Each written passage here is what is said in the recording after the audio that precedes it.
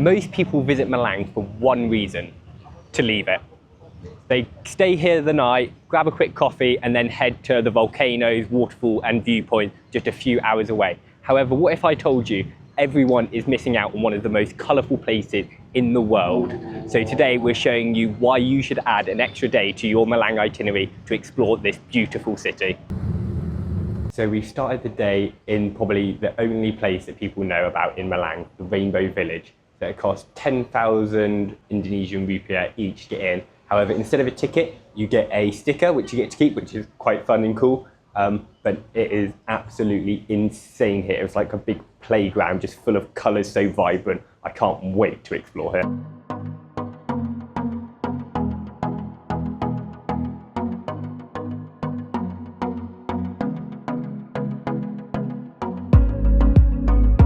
So they've got loads of like hats and umbrellas dangling from the alleyways, which is really nice because it means it's shaded. And there's also like photos of like around the village with people in. It looks really cool and like unique because like I've never seen anything like it. It like shows you different places in the city that you have to like try find, and it like shows you like the local community as well, which is really cool and interesting.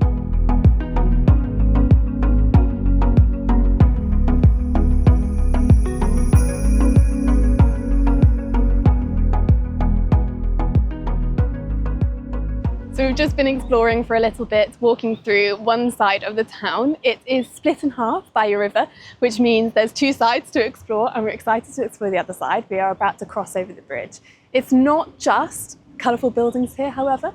There's loads of street art. They've like decorated over all the streets with like just random colourful things. Like there was some with like balls hanging over it and umbrellas and just so many different bright, fun things going on. And there's also a lot of like cafes and shops, restaurants around the town. So it'd be great to support the locals, buy a drink, grab a coffee, something, just to support them. But yeah, this is such an amazing place, so unique.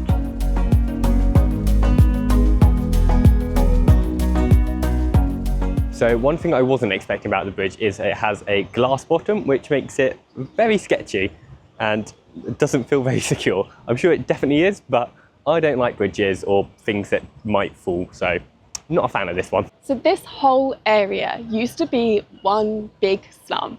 In 2016, a group of students had the idea to paint it all in super bright colours, which would make the locals happier, boost the morale, and ultimately attract tourism. And with tourism, we all know, comes money, therefore improving the quality of life of all the residents here.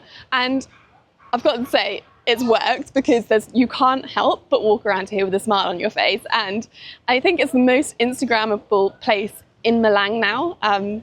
So it's clearly worked. This place is really cool. So we've just crossed the bridge to Kampung Tridi, also known as Tridi Village. It's like Rainbow Village, it's also very colourful and stuff, but this one's a lot more focused on like murals and interactive street art apparently, so we're looking forward to trying to find some of that.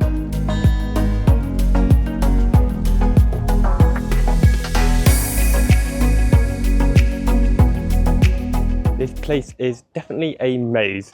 We've just been like wandering around and somehow managed to go in a circle and end up back at the entrance, so yeah, you're bound to get a bit lost, but it's really fun just seeing all the street art on the walls and the colourful buildings. It is honestly just incredible to do, and it's so unique. It's probably one of the most colourful places in the world. There is definitely some interesting street art available here. Don't know the relevance, but it's funny. I also love the fact that even though it is like a big tourist attraction, it's first and foremost also just like a normal village. So you've got people hanging out their laundry, kids going to school, but it's also surrounded by like incredible bits of street art as well. It's so cool just to interact and like see the local community just going about their day-to-day life.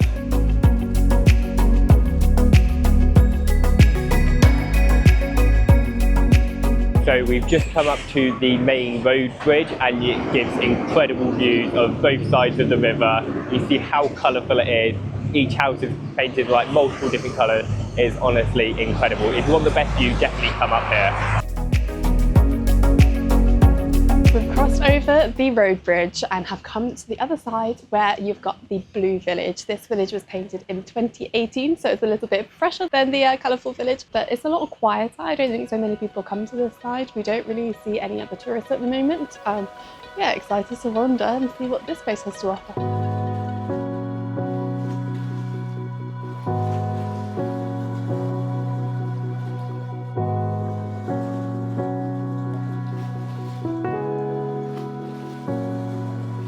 So this village reminds me a lot of the blue village in Morocco called Chefchaouen, which is obviously very blue as well, but this one seems a lot more of a maze. Like, we're literally just wandering through people's houses. I have no idea where we're going, but everything is so brightly coloured. You literally saw people painting it fresh. It was so cool, and it gives incredible views of like the river and the village on the other side. This is also painted blue. It's just so much fun to explore. So yeah, definitely come to the other side of the river and check out the Blue Village as well as the Rainbow Village. I do think we are a bit lost though. We definitely are, yeah. We've made it out of the Blue Village, but it was so amazing to walk through. It's such a maze, but everyone was so friendly and showing you the way, telling you, yeah, you can go down that way, don't worry, it's not a house. And very interested in like where you're from. Everyone wants to say hello, even the children, especially the children. You have to say hello to the children, otherwise I'm gonna be screaming at you. So much fun, I love it here. So we were just about to head to our next place today, and we just found this random street. It's called Selamat Jalan, so Selamat Street, Selamat Road, and it's literally filled with incredible street art. Like, it is so, it reminds us a lot of like Malaysia, like Georgetown in Ipoh. It's so cool and colourful. We had no idea it existed either.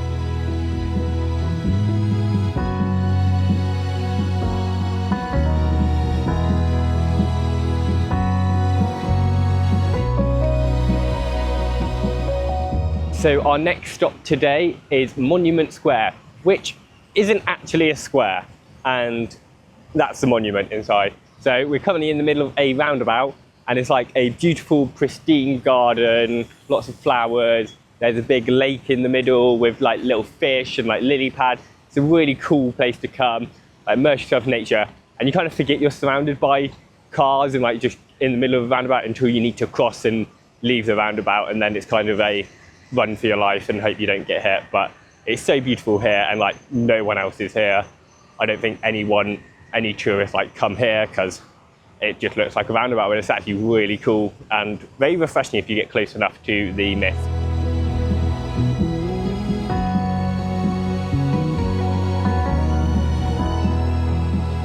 We've just come to the Heritage Village, which is another place not many tourists actually visit in Malang. There's a 10,000 entry fee like with the Rainbow Village, but instead of stickers this time, you get little postcards, which is really cool, and it's like a good souvenir to have. So now we're just gonna wander the streets and see what kind of things there are to explore down these really cool streets. We were just wandering around the village. We saw some cool street art at the end and walked past this beautiful building. And then it hit me. I've seen this before. It's on our postcard. We found the building that's on our postcard. That's so cool. Built in 1870, I believe, maybe. Might be a lie. But it says 1870 on the postcard, so that's so cool.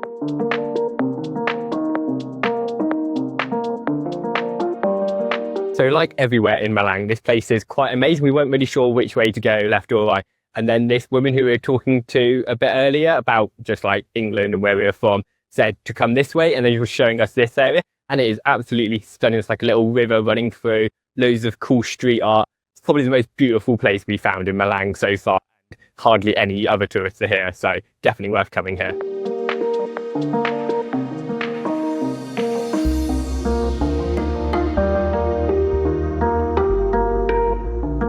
So our tour guide friend came back and has now suggested we visit down this street, which looks really cool. There's loads of like antiques in like the buildings and like really historic buildings as well. So she's definitely on a roll with her suggestions. We just randomly bump into her all the time.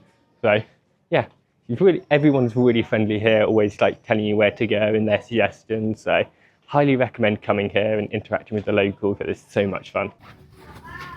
So we've just been wandering around. We've seen so many people with this like pot with wafers and like bread in, and we found the store that does it. So it's like shaved ice cream. It was literally like falling out of a machine. They literally just put water in it. It was like coming out like grated cheese. It looked really cool. You can get bread with it, but I decided to go without. So it's just like strawberry ice cream and wafers. So let's see how it tastes. Oh, literally like falls apart. It just tastes like strawberry ice cream, but like really like fragile and like breaks in your mouth a lot. It's really nice. So highly recommend getting this. It costs like 6,000 Indonesian rupiah, so very cheap snack as well. Everywhere is so cute, so beautiful, so like relaxed. I didn't realize there were so many like cute cafes and stuff around here. Like it's so hard to choose. I don't know which one to go to, but like we have to go to one. And they're also so old. Like this one has 101-year-old history and good coffee. So I just feel like we have to. We had to do it. We had to stop for another cafe. This is number 2 of the day. And it just had to be done. I love the fact they do fruity coffees here. Like in the UK, like fruity coffee is not a thing. Like you don't have orange juice and coffee, you don't have anything fruity. It's all like either sweet or strong.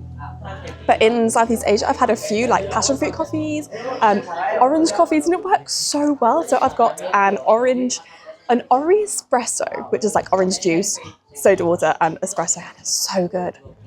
I had a blackcurrant tea. I dunked it. It was really refreshing. But they did lie on their side. It says 101 years of heritage, but on the cup it says 102. So I think they need to update their sign. Very cute cafe though. I love it.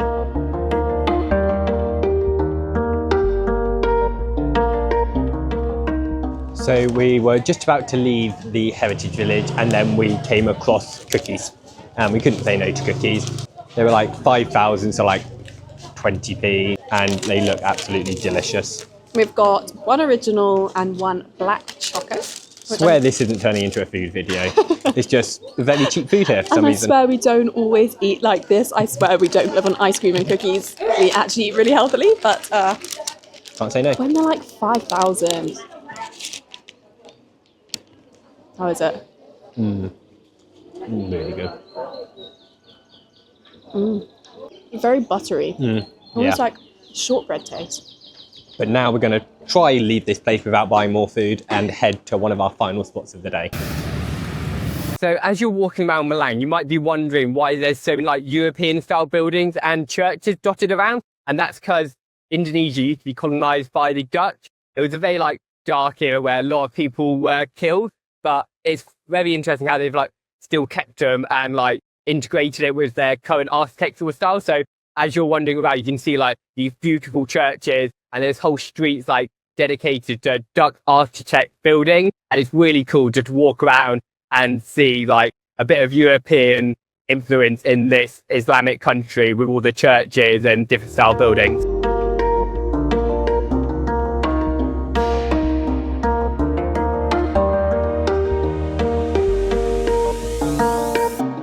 So the last place we've come today is Alun-Alun Park, which is like a beautiful green space filled with like families playing. There's a playground, there's a few different like street food stalls as well. And it's like a really cool place to come relax a bit. Apparently at night and in the evening, it comes to life a lot more. There's a lot more people, a lot more food stalls, and it gives incredible views of the Agung Jami Mosque, which looks absolutely stunning.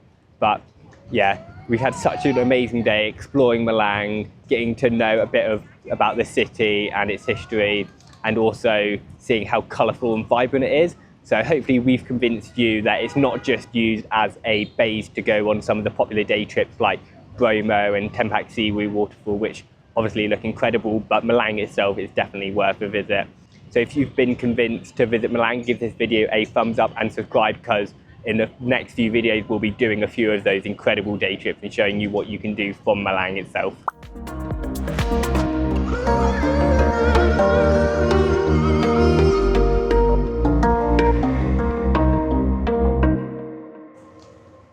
I have nothing to add. Yeah. I was here for the vibes. Did she provide vibes? Vibes.